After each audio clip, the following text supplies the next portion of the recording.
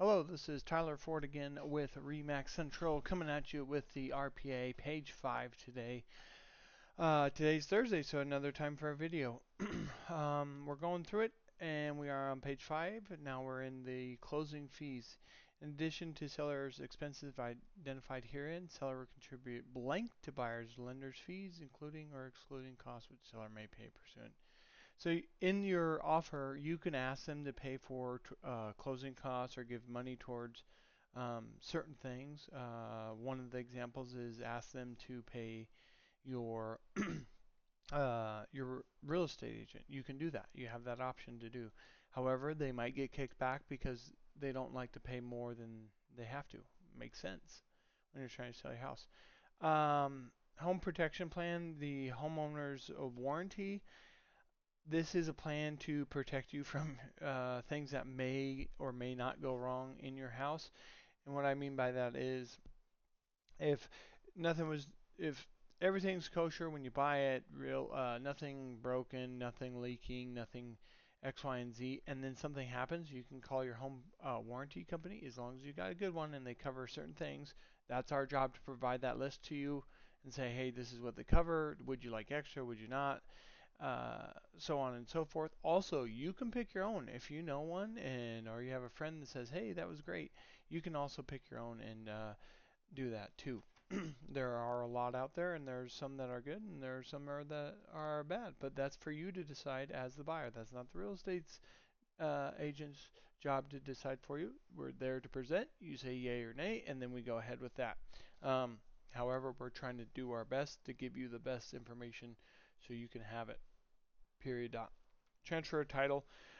This is saying that you will get a clean title, and then on top of that is there are some things that uh, it's still a clean title, but there's some things like taxes, say current real property taxes, encumbrance. That's the word I'm looking for. Encumbrance.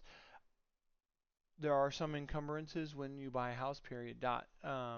Taxes is one. CC&Rs, also known as your HOA, are zoning and master plan restriction, public utility easements, things like that. Easement meaning that the power company could say, hey, we need to access your land to access this power box, X, Y, and Z. Anyways, that exists out there. That might be on your property. But as we talked about before, and I believe it was page 4, I'm not going to scroll up there just to get lost. I believe it was page 4 that we talked about, transfer of title and having that title to you. Preliminary title. Common interest communities. If the property is subject to CICs or common interest communities, also known as HOAs, seller should provide at seller's expense the CIC documents as required by this law or statute. Um, Now, buyer may cancel this agreement without penalty until midnight of the 5th calendar day following the date of the receipt of the resale package.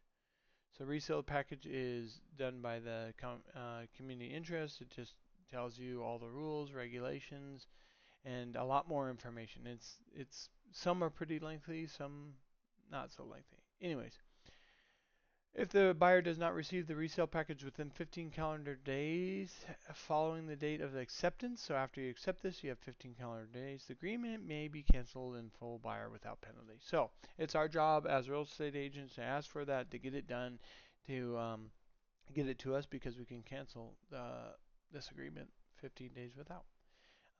Moving on. This is another checkbox. As you can see, every single one tells you, and also I want you to read these or have your real estate agent read them to you, whatever it may be. Um, you can make this how you want it. The seller usually pays all these, usually.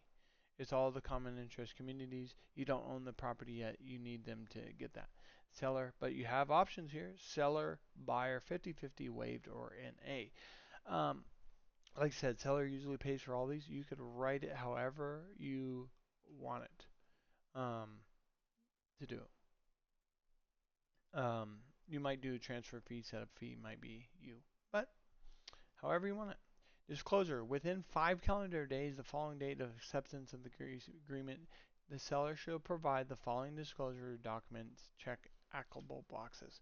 So this is very important. Seller's real property disclosure should always be there. Always, always, always be there.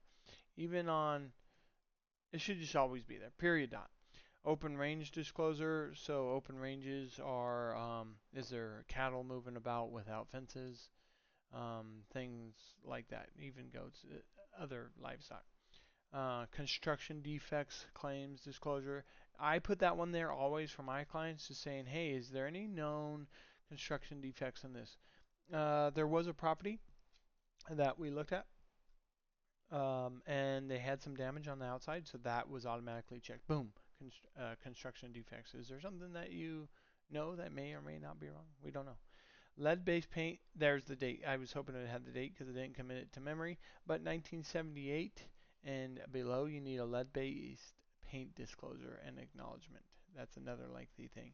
My hopes is after I do all these videos, get all these disclosures out to you, make more videos, and show you what it's all about. Hey, it's a smart home disclosure. Sorry.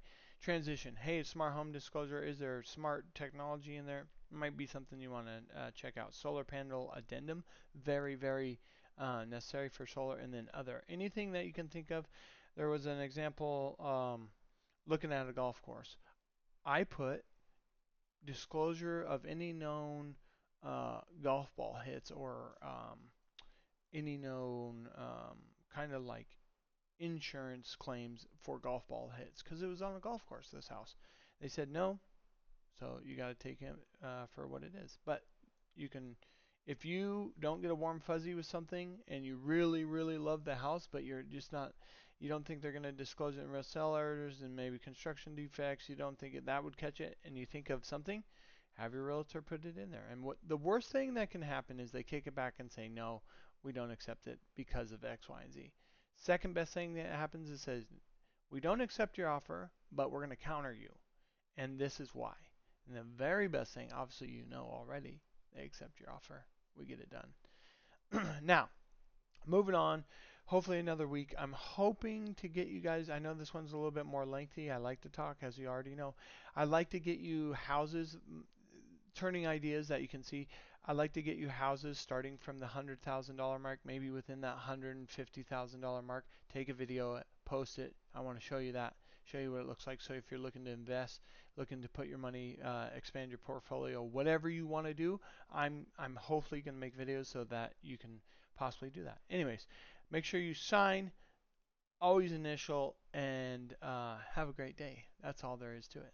Thank you for watching. Tyler Ford, Remax Central, S0196897 is my license number, and 702-285-5650 is my phone number. Give me a call, shoot me a text. Thank you for watching.